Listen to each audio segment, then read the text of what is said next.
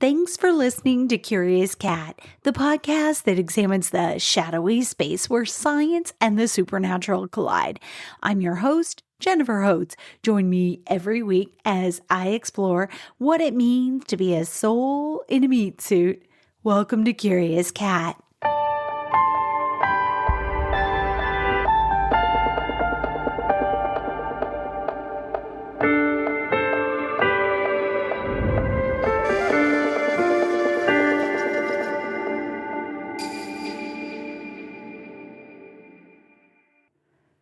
Our time visiting freaky Florida wouldn't be complete without a foray into the weird, strange, shocking tales of alien encounters in the Sunshine State. Why do so many occur here?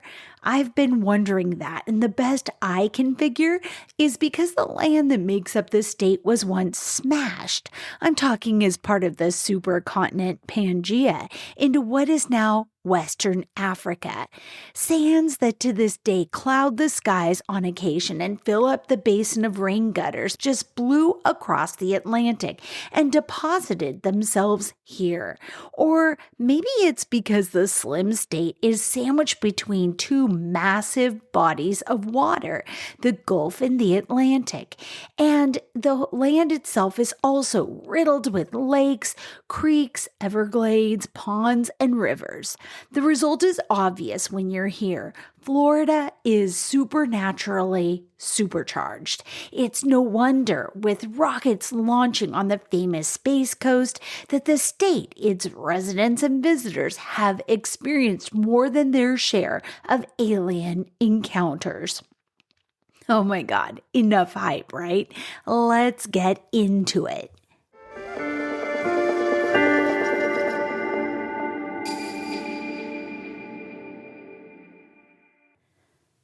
Before I dive in headlong, I have some thoughts about otherworld beings. It must be strange to aliens that us humans make such a big deal over food, shopping for it, preparing for it, watching shows about it, eating it. It must also be odd to them how we move from place to place on our planet. Feet, horses, cars, motor scooters, trains, planes, rollerblades, skateboards, ships, and more. It's gotta seem funny how much care and concern we give to our outward appearances, from how we dress to grooming, different fashions, hairstyles, shoes. I mean, let's just look at shoes. Does anyone ever recollect aliens wearing shoes? It must seem curious that we invite animals to come inside and live with us. Fish, lizards, turtles, birds, cats, hamsters, dogs, even the occasional ferret. It's gotta seem lopsided, or at least imbalanced to aliens, how much time we spend with our attention focused on screens, from TVs, phones, computers, smart pads, but how actually little time we spend communicating with one another. Thanks for indulging me. Those are just some random thoughts I have on how aliens might see us, mostly getting to glimpse the madness, the complexity, the beauty, and the ugliness that is to be human. Back to Florida, Fort George Island to be specific, and the infamous Betts Sphere. If you listen to the Florida Cryptid episode, you'll remember me mentioning the strange sphere found here by the Betts family. Because the ball showed signs of life and intelligence, I felt it was appropriate to put it in with the cryptids. In case you missed that episode, here is a brief recap. The family said the ball showed up on their property after a fire and thought the metal sphere was just an old cannonball from Spanish colonial times. It sat forgotten on the son's window ledge, inert, but then when the son grew up, he was playing his guitar and the ball on the ledge hummed. The family didn't jump to the conclusion that it was extraterrestrial, but continued to watch and test the sphere on their own. After observing peculiar behavior like humming, vibrating, rolling on its own, and responding to music, they began to consider its origins. Some possibilities included a connection to the paranormal, or even at that point, extraterrestrial origins. Some UFO enthusiasts have even labeled the object an alien secret weapon or bugging device. The family submitted the ball to the Navy for testing, which largely confirmed some of what the family found, that the magnetic poles within the sphere changed direction at will, but the Navy report also included information about the ball's composition. There were rumors that the Navy kept the original, making a clever forgery that they pawned off on the Betts family, but others say it was a piece of machinery, a giant ball bearing that had been lost by an artist in the area. There's even controversy about where the original metal ball is today. The Museum of the Weird in Austin, Texas swears they have it on display, but no one knows for sure. Did it come from aliens, outer space? Most have an opinion, but we may never get to the bottom of this mystery. A stone's throw from where the Betts ball showed up is Jacksonville, Florida. The area's had its own strange occurrences. Here are a couple via Jacksonville.com's March article. Find links to it in the show notes. Cheryl McLeod writes, a black object above Green Cove Springs, located south of Jacksonville, March 22nd, was spotted by several people with posts shared on social media. It made no noise and was at least a few hundred feet off the ground, and left some to wonder if the aliens had come to join in with the spring break fun. The Naval Air Station Jacksonville had announced previously it would be conducting training exercises that day. The base is located about 15 miles north of where the object was seen. According to the National UFO Reporting Center, there have been 34 reports of UFOs across Florida from March 1 through March 19, 2025. Some have been explained as drones, a rocket, and one as possibly a Chinese lantern. The earliest known UFO sighting in Florida, according to the National UFO Reporting Center, was July 15, 1944, near Tampa. What happened? A black cylindrical object appeared over P-38s in the area and was visible for 3 to 4 minutes. The report reads, in July of 1944, my brother and I saw a craft that we thought was a secret flying machine of the Army Air Corps. We were watching P-38s dogfighting over the area of Lowry Park, which is in North Tampa, when suddenly what appeared over the P-38s? A very large black object that looked like a big piece of pipe. The P-38s quit dogfighting and quickly returned to base. The black object made several maneuvers and flew off very quickly. It would be years before I would realize that I had seen something very unusual and no doubt a UFO.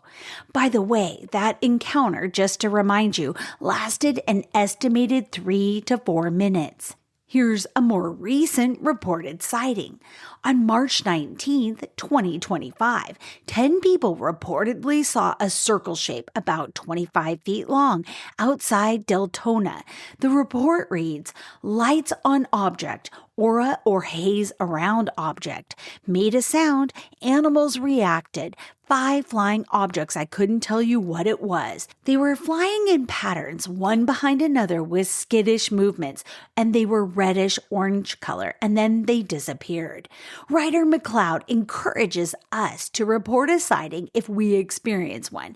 Anyone can report an unusual light, an object, or shape in the sky to the National UFO Reporting Center on its website or through its phone hotline, area code 206-722-3000, and file your report directly. Those are strange occurrences, wouldn't you agree? Then there's the Gulf Breeze UFO sighting.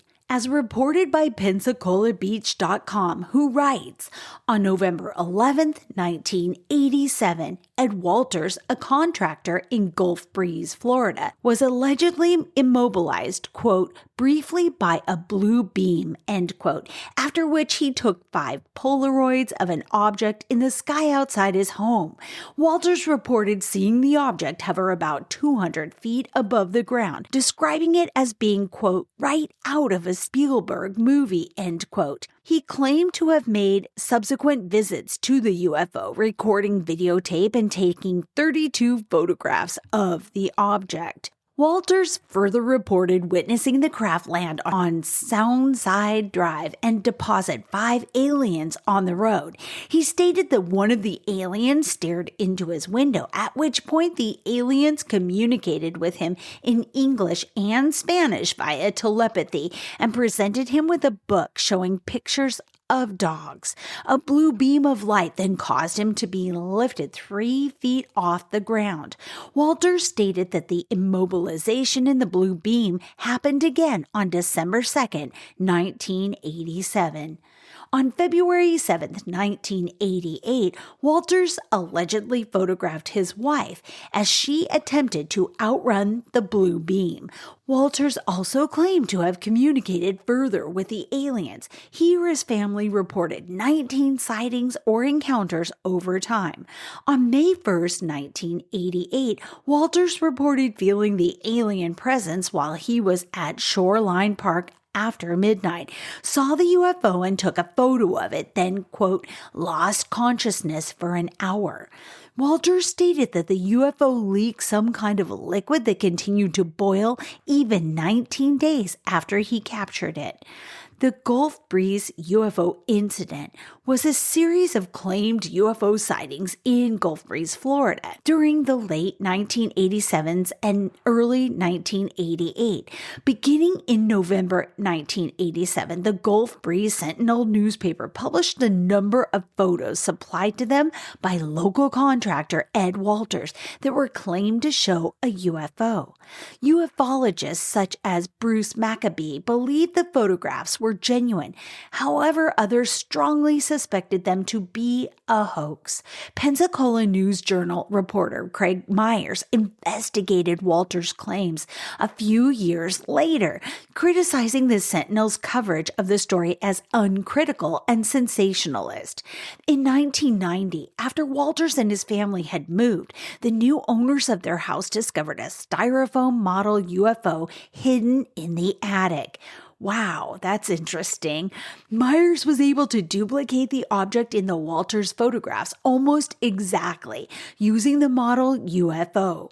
Walters later claimed that the model UFO had been planted in the attic, and the source on that was Wikipedia. After the Sentinel published Walters' photos, both the paper and MUFON received numerous UFO sighting reports in that Gulf Breeze area.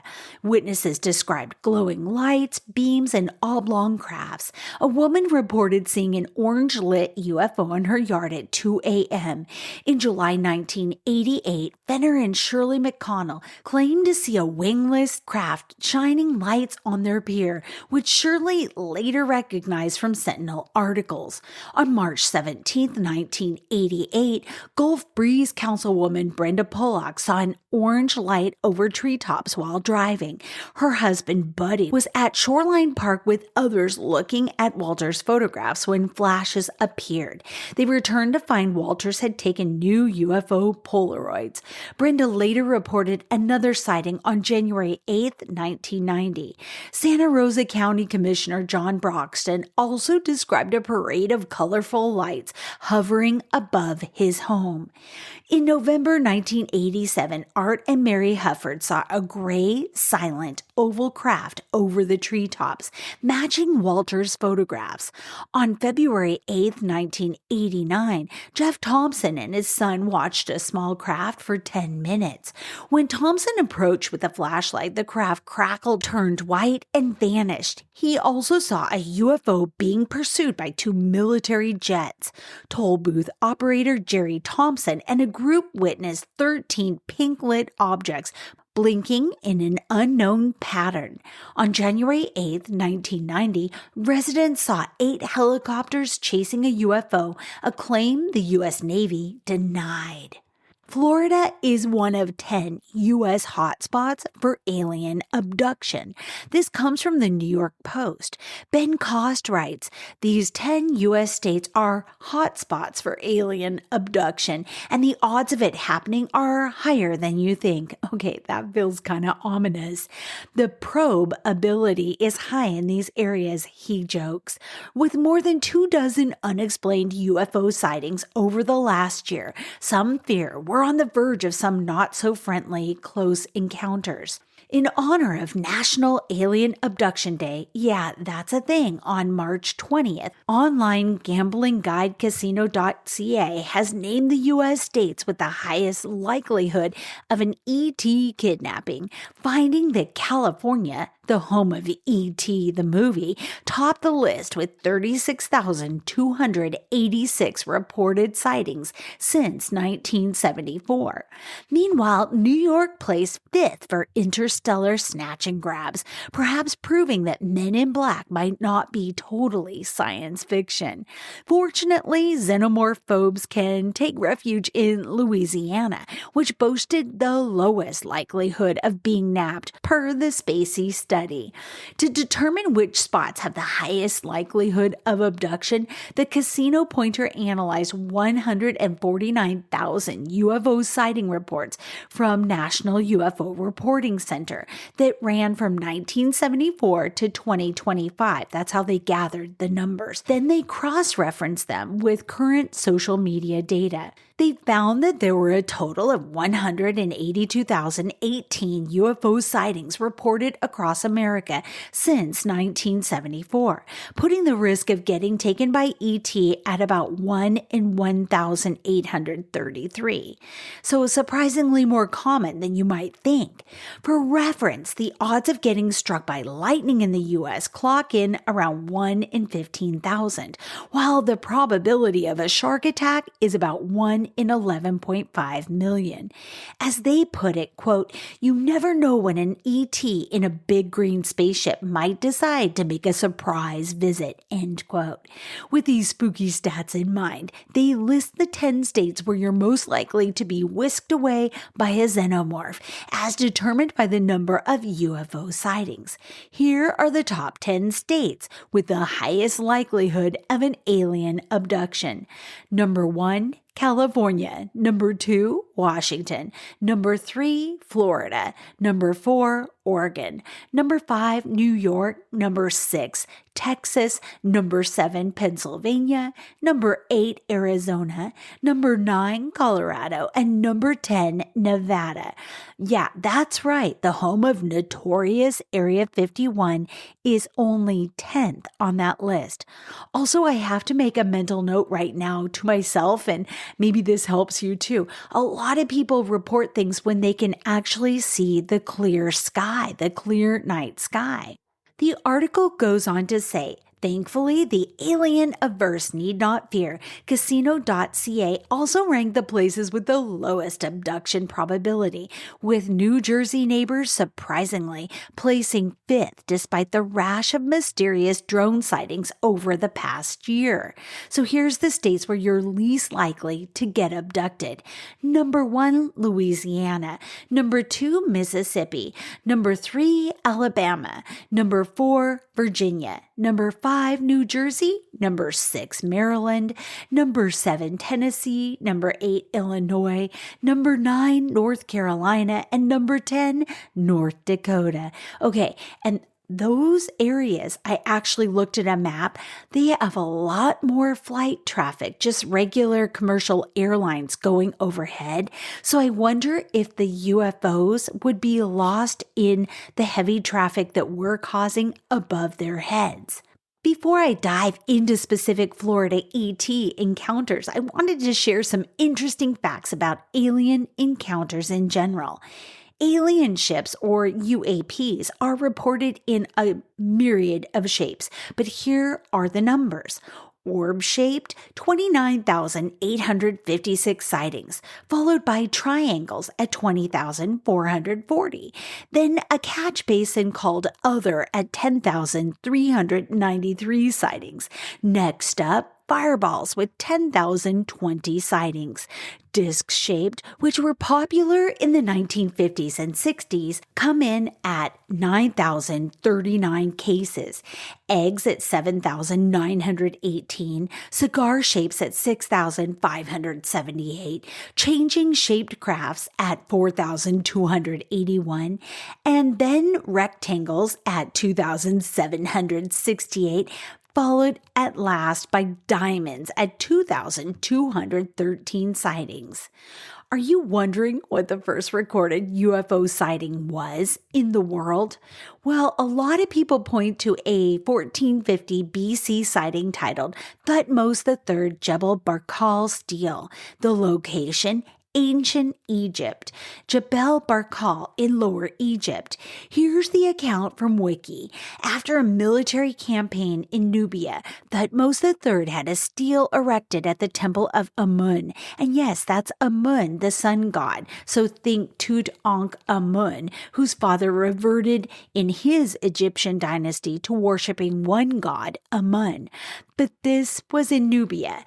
Thutmose III had a stele erected at the temple of Amun, beneath the Jebel Barkal outcropping.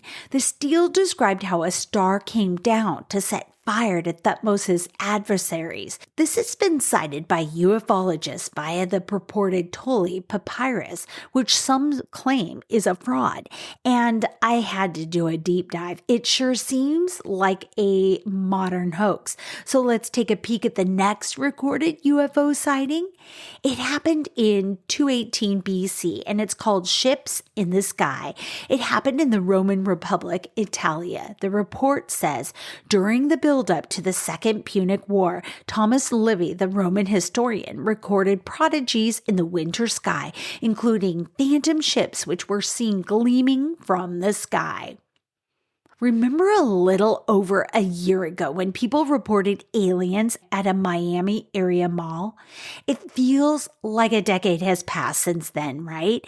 In fact, though, I'd forgotten what's now called the Bayside Marketplace alien incident entirely until I was researching cases and reports for this episode. But here's what I found. The Bayside Marketplace alien incident refers to a viral social media narrative that emerged after a large police response to a disturbance at the Bayside Marketplace in Miami on New Year's Day. Rumors of shadow aliens and 8 to 10 foot tall shadowy figures circulated online, fueled by videos showing a heavy police presence and some ambiguous footage. According to the Miami Herald, the police later clarified that the incident was a response to a large group of teenagers that were fighting and setting off fireworks, which caused panic and led to the initial police response. A CBS Miami report confirmed there were no aliens, UFOs, or ETs involved. The shadowy figures were later identified as police officers or shadows cast by the police vehicles and the lighting. All right, I love a meaty debunk, but there's more to this story. I can feel it in my bones. Oh, and I was confused about what the fight in the mall had to do with the whole thing with the aliens. So let's clarify the record. The facts come with some intriguing information. At least I hope you'll think so. On January 1, 2024, a chaotic scene unfolded at Bayside Marketplace when a large group of teens got into a fight, prompting a significant police response. While the initial event was unrelated to UFOs or aliens, blurry videos and speculative posts quickly circulated online, claiming something extraterrestrial was at play. So here's some key details. Witnesses reported seeing 8 to 10 foot tall shadowy figures wandering around the area and strange lights near the marketplace. Social media exploded with rumors, with many claiming they saw a tall, unidentifiable figure resembling an alien. There was an extraordinary police response to the incident, with many social media posts showing hundreds of police officers and dozens of Miami Police Department cars up and down the street. The incident led to a social media frenzy, with hashtags like Miami Mall Aliens trending for a long time. Most evidence was later debunked by official statements, with clearer footage suggesting the figures were likely police officers or their shadows. However, the case has not yet closed for many who believe there may be a cover-up. Okay. But in the aftermath, the incident quickly became a cultural phenomenon, blending Miami's vibrant nightlife with its penchant for the mysterious. Even after the initial buzz faded, the event added a layer of urban folklore to Bayside Marketplace, turning it into a destination for those intrigued by the unexplained. People actually came back the next New Year's. Cooper's kind of freaking out because there's a little thunder and lightning. So if you hear some snuffling like a snuffleupagus, that is Cooper trying to get out of the recording area. So sorry about that. But as I was saying, so why is Miami a hotspot for UFOs and mystery? Some speculate that Miami's proximity to the ocean is one of the reasons. Miami's coastal location near the Atlantic and the Biscayne Bay has been linked to numerous UFO sightings over water. And then there's urban visibility. With its iconic skyline and densely packed areas like Bayside Marketplace, any unusual event is likely to draw attention. And then there's the cultural fascination. Miami's diverse and vibrant culture often embraces the unknown, from UFOs to urban myths. These factors combine to create an atmosphere where even the smallest anomaly can spark widespread speculation. People asked, could Bayside Marketplace see another UFO sighting? And the author responded, Bayside Marketplace has long been a lively destination for celebrations and events, but its reputation as a potential UFO hotspot adds an extra layer of intrigue. With Miami's iconic skyline and the vast expanse of Biscayne Bay, this area offers a prime location for unusual phenomenon. While skeptics dismiss the likelihood of another UFO sighting at Bayside, others believe the combination of Miami's coastal geography and New Year's Eve energy make it a recurring focal point for UFO activity. Some ask if the shadow figures might appear again. One of the most mysterious elements, they say, of the 2024 Bayside incident was the reported appearance of tall, shadowy figures, described by witnesses as 10-foot figures walking through Bayside Marketplace. These entities sparked countless theories, from ET beings to optical illusions. The question on everyone's mind is clear. Will the tall shadow figures return to Bayside, Miami this coming New Year's Eve? Okay, while no evidence has confirmed their existence, their appearance remains a captivating part of Miami's folklore now. A YouTuber uploaded a video recently speaking about the incident. His name is Mariner Jaros. He pointed out the huge police response that I mentioned. Around 30 black and white cruisers showed up and many unmarked black SUVs. Then there was this strangeness about what they reported. First it was teens fighting, then it was teens shooting off fireworks, and there were even rumors of a shooting. And why did they ban aircraft from over the top of the mall for a time? And what happened to the public record of the police scanners and the 911 calls? Yeah, they're completely gone for the time of the incident. As people examined the first helicopter images, they saw what looked to be 9 to 10 foot tall aliens outside the mall. And then others in Miami spoke up, saying they'd seen a strange light anomaly in the skies prior to the Bayside Marketplace incident. Okay, if this sounds familiar, it might be because because on April 23rd, 2023, in Las Vegas, Nevada, an object with a similar description to what was seen over the skies of Miami was spotted by multiple people, including pilots flying in the Vegas area at the time. Then later, a family made a frantic 911 call reporting large, not human beings by their house. Specifically, they said the two creatures were somewhere between 9 and 10 feet tall, and they seemed like aliens. Jeremy Corbell, a filmmaker that's made a few juicy documentaries on alien tech and disclosure, including one film about Bob Lazar, an engineer who claims emphatically that he worked at Area 51 as part of a team back engineering alien tech. But back to Corbell.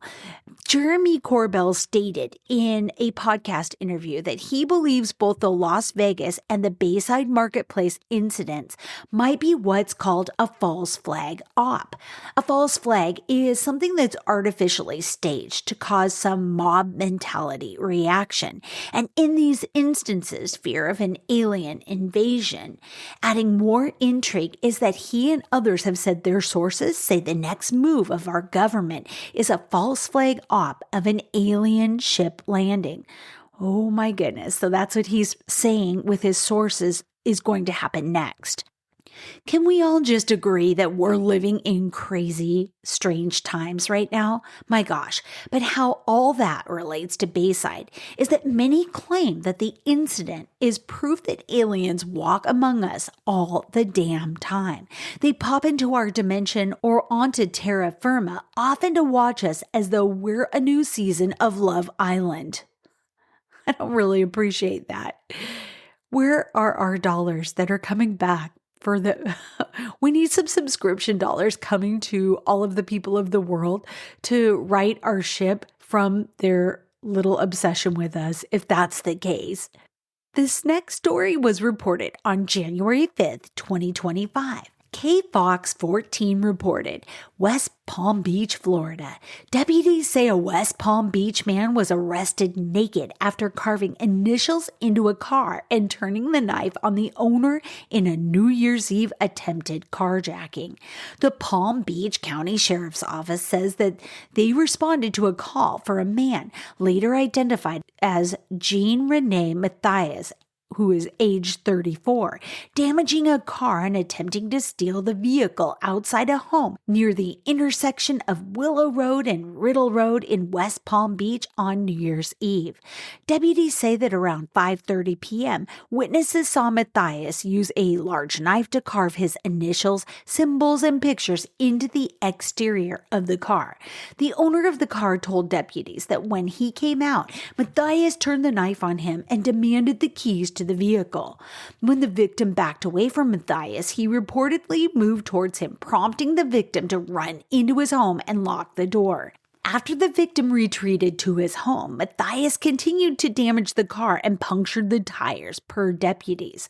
When deputies arrived at the scene, Matthias was completely naked in the driveway of the home, according to PBSO's criminal probable cause affidavit. The affidavit stated that Matthias told deputies he wanted to die because he was abducted by aliens. The owner of the car and witnesses say they know Matthias and have never seen him act this way.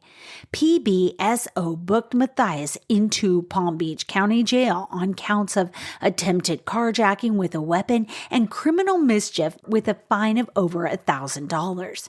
During a court hearing on the following Friday, the judge signed an order for house arrest and ordered that he undergo a mental health evaluation before being released from custody. Have you been abducted by aliens in Jacksonville, Florida?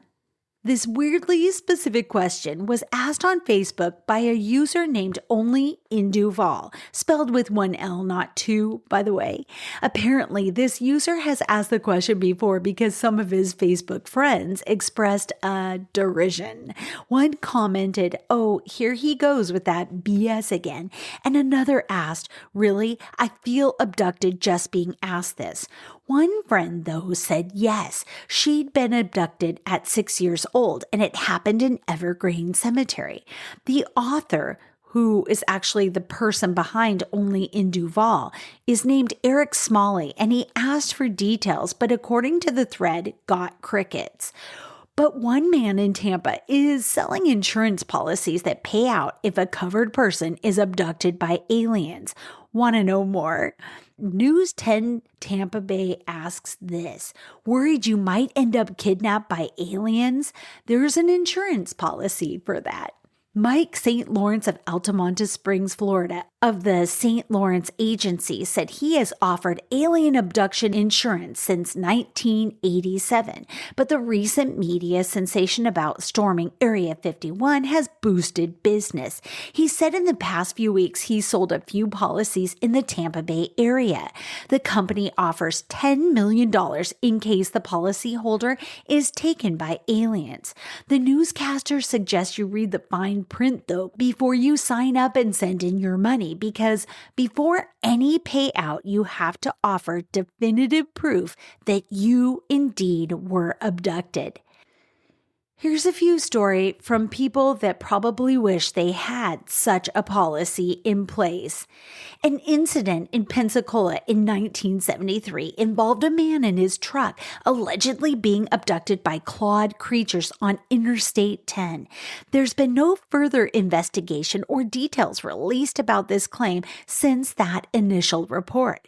Pensacola News Journal followed up on the old case saying this: Pensacola man truck abducted by clawed aliens. Still no word on suspects 50 years later.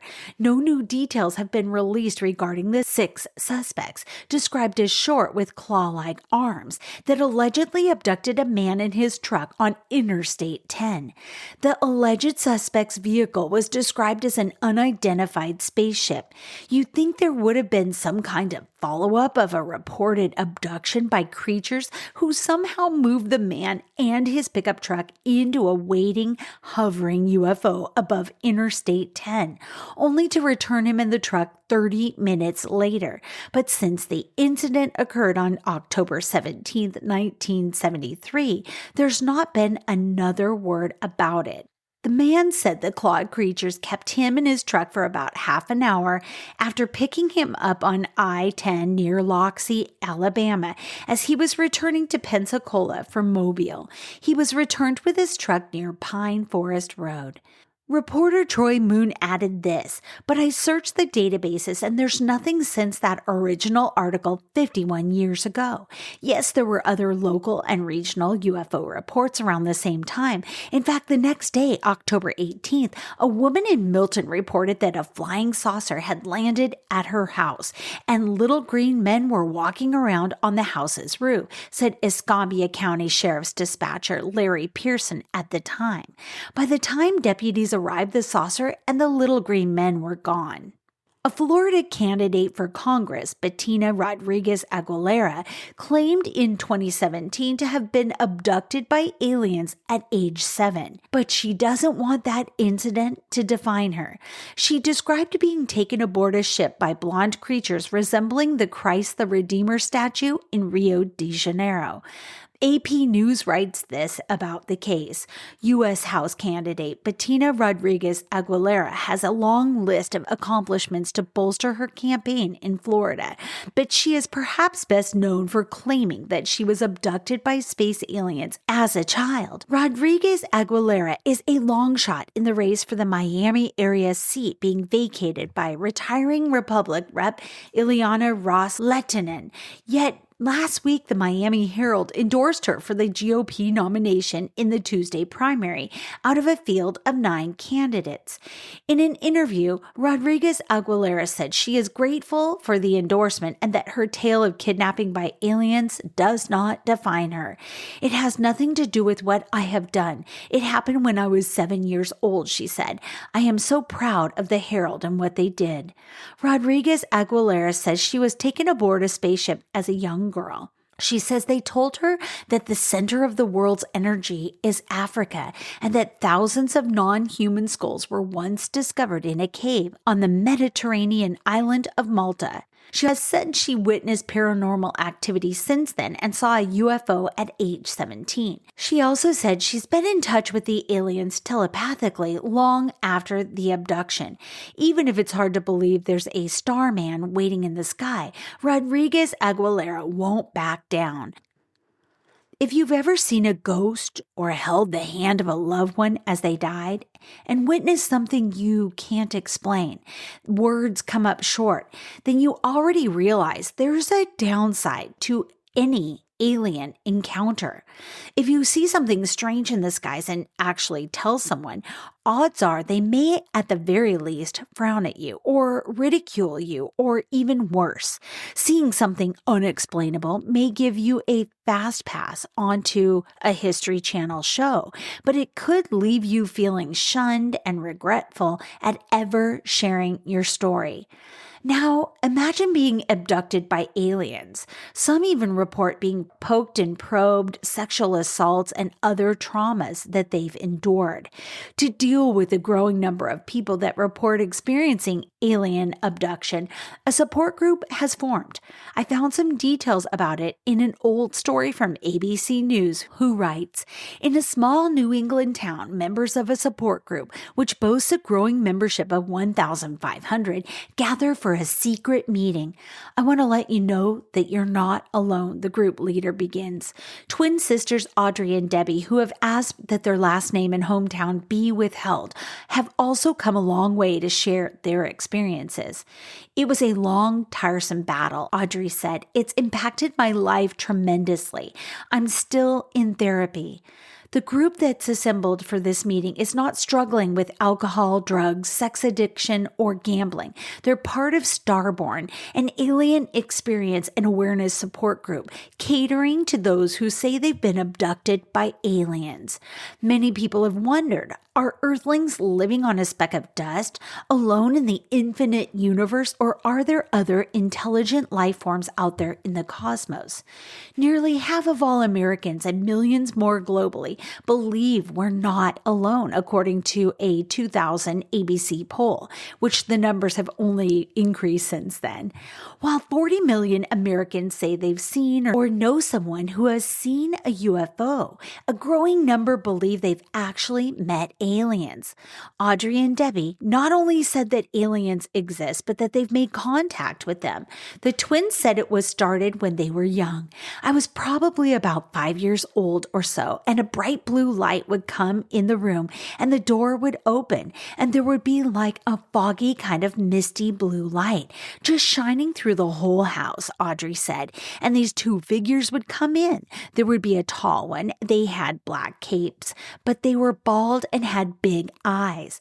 Audrey and her sister call their visitors the bald men, but they're better known in UFO circles as the Greys, a race of ETs categorized by the grayish color of their skin.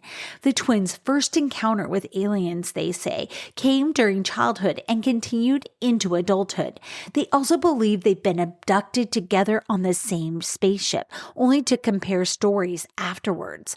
"We have been together on abductions," Audrey said. "We've been up in crafts and seen our house from above. So we realize they are not from here. They are very good at mind erasing, or whatever you want to call it. They'll leave you with bits and pieces of things you can remember. So we do remember certain things of being there together." When asked why aliens would continue to abduct them, the twins had no explanation. "That's the question I always ask myself," Debbie said. "A lot of times I'll wake up in tears saying, why me? Why can't this happen to someone else?" Terrell Copeland, a former U.S. Marine, traveled the farthest to attend the secret meeting, driving 600 miles from rural Virginia. Copeland's foray into the paranormal began 2 years ago with a UFO sighting he said was captured on his cell phone from his apartment in downtown Suffolk, Virginia. "It was an orb of light," he said, "just a big ball of light. It wasn't moving. One was solid white. The other was directly across the street from it, up 300 feet above ground, and it was changing colors very rapidly. This is not unusual. Something's wrong here. Maybe I am in over my head. I'm not supposed to be looking at this stuff," Copeland said, 27, who drives forklifts at a warehouse for a living. But after the video of what Copeland said he witnessed in the sky was posted on YouTube, he said a strange visitor came to his front door. I woke up from the nap by the sound of someone trying to enter my apartment, he said, and I said, "Who is it?" There was no answer. Still, just, you could see the doorknob moving and like a scratching at the door. And I kept a firearm. It was on my table, and my thought was to get up and check. I was in complete paralysis. The only thing I could move were my eyes. And I heard a voice through the door say, "You don't need that weapon. We won't harm you." Soon after, Copeland said he started experiencing what he calls missing time. During a span of 2 nights, Copeland said he missed 4 hours, not as a result of sleep. And finally, from unlawfulthreads.com comes this really nice wrap-up. Florida has long been a hotspot for UFO sightings, with numerous reports of unexplained aerial phenomenon across the state. According to the National UFO Reporting Center, as of July 28, 2023, Florida had 8,068 reported UFO sightings, ranking it among the top states for such activity. Several Florida cities stand out for their particularly high numbers of reported sightings. A November 2024 analysis by Stacker using New Force data identified the top 10 Florida cities for UFO activity, and here they are in order: Orlando, Miami, Jacksonville, Tampa, Sarasota, Naples, St. Petersburg, Cape Coral, Pensacola, and Fort Lauderdale. Among these cities, Miami stands out as a national leader in UFO activity. Between 2013 and 2023, Miami was ranked 21st out of 251 U.S. cities for UFO sightings, with 130 reported incidents. And the source on that is the Miami New Times. So why does Florida see so many UFO reports? The reasons might be as diverse as the state itself. Florida's large population, their favorable weather for sky observation, and proximity to military installations and aerospace activity all contribute to the volume of sightings. Additionally, the state's extensive coastline and thriving tourism industry mean more people are outdoors at night, increasing the chances of spotting and reporting something unusual. While many UFO sightings in Florida can be attributed to natural phenomenon or human-made objects, the fascination with unidentified aerial phenomenon continues to intrigue residents and visitors alike.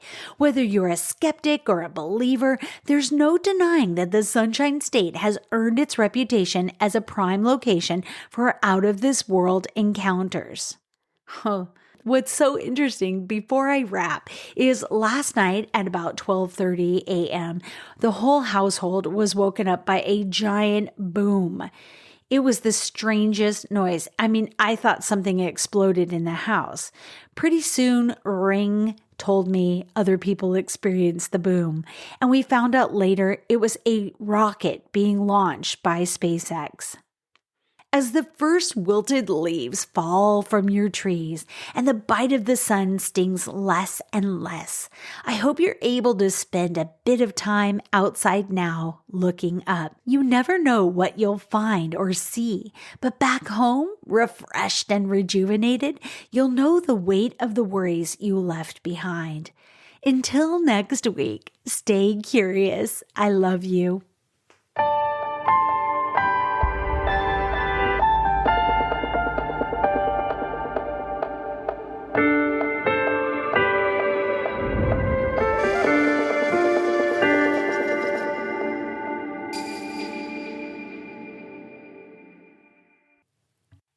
Hi again. I wanted to jump on and give you a extra little tidbit because I was doing research. A friend of mine, author friend of mine, sent me the Mammoth Encyclopedia of Extraterrestrial Incidents, and I was reading through it before I hit publish on this episode, and I just had to share this. Okay. It's called Airship Wave of 1896. The first major UFO wave in recorded history took place in 1896. That's several years prior to any officially documented flights of airplanes or powered airships of any kind in the U.S., beginning in November with reports mostly confined to the state of California, but involving also Washington state and Canada to a lesser degree. A mystery light was first reported in the night sky over the capital city of Sacramento on the evening of November 17, 1896. Local newspapers ran such headlines as "A Wandering Apparition," "A Queer Phenomenon," and "What Was It?" It was said that due to a heavy overcast on the evening of the first sighting, very little detail could be observed. The majority of alleged witnesses reported only a light source, but a few were said to have seen, in addition, a dark body of some sort above the luminous point, according to newspaper accounts. The strange flying light appeared a second time, so the story goes, on the evening of November 21st, at which time the public and press are said to have taken the phenomenon much more seriously. Reportedly, witnesses to the second passage included a sizable number of the citizens of Sacramento, but as before, a dark, cloudy sky masked any detail that would explain how the light was being carried through the atmosphere. Soon after the light passed out of sight, it was reportedly seen over the city of Folsom, some 20 miles to the west. Later that night, reports of lights in the heavens came in from the San Francisco Bay Area.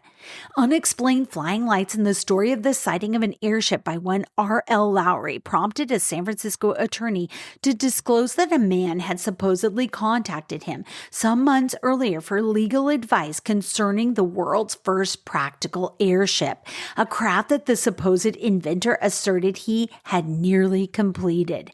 Flashing impressive blueprints and boasting of strong financial backing, the inventor convinced the attorney that the airship would soon be operational. The attorney, a George D. Collins, told the press that, in his opinion, the phenomenon in the skies over Sacramento must have been his client conducting nocturnal test flights before making an official announcement of his secret invention. Was it? Rumors and wild stories soon began to spread. For a while, the phantom ship was the biggest news story in Northern California. As more reports of strange lights in the sky were tallied, enhancing the mystery, Attorney Collins became so tormented by reporters and curious busybodies that he regretted his earlier bragging and fled into hiding. Cities reporting airship sightings after November 23rd included Stockton, Lathrop, Sebastopol, Santa Rosa, Red Bluff, Chico, Auburn, San Jose, Modesto, Woodland, Fresno, Visalia, Hanford, Bakersfield, Tulare, Delano, Los Angeles, Redlands, and Anderson. As to the exact nature of the mystery light, many reports were vague, mentioning only a bright light in the western sky early in the evening, indicating possible confusion with the planet Venus. Reported velocities of the light as it passed overhead were slow by modern standards. The most common terms used to describe the craft or the supporting structure were dark body, misty mast, cigar-shaped, egg-shaped, and barrel-shaped. Perhaps even more intriguing is this early report of a close encounter of the third kind. Two men told the Stockton Evening Mail that they had met three strange people on a road near Lodi, California. According to the story, the strange beings were very tall with small, delicate hands and large, narrow feet. Each creature's head was bald with small ears and a small mouth, yet the eyes were big and lustrous. Instead of clothing, the creatures seemed to be covered with a natural, silky growth. Conversation was impossible because the, quote, strange people could only utter a monotonous, guttural warbling. Occasionally, one of the unusual beings would breathe deeply from a nozzle attached to a bag slung under an arm, and in each hand the creatures carried something the size of an egg that gave off an intense light. Okay, that part gave me goosebumps because if you have watched any Ancient Aliens, or just go online and say strange bag and pine cone, and you will see a myriad of chiseled steels and sculptures and pieces from around the globe that show these strange giant figures holding a handbag in one hand and in the other hand what looks to be kind of a pine cone. Okay, so they describe here from the Lodi, California incident that they had a bag slung under an arm, and in each hand the creatures carried something the size of an egg that gave off an intense light. Doesn't that sound kind of the same? The weird encounter ended with an attempted kidnap of the two Californians, but failing to overpower the two men, the creatures fled to the cigar-shaped craft hovering nearby, jumped through a hatch, and zoomed away. All right. I hope you don't mind that I cut in at the end of my own episode to share that with you, but I thought it was pretty dang cool. Thanks for that, Jessie.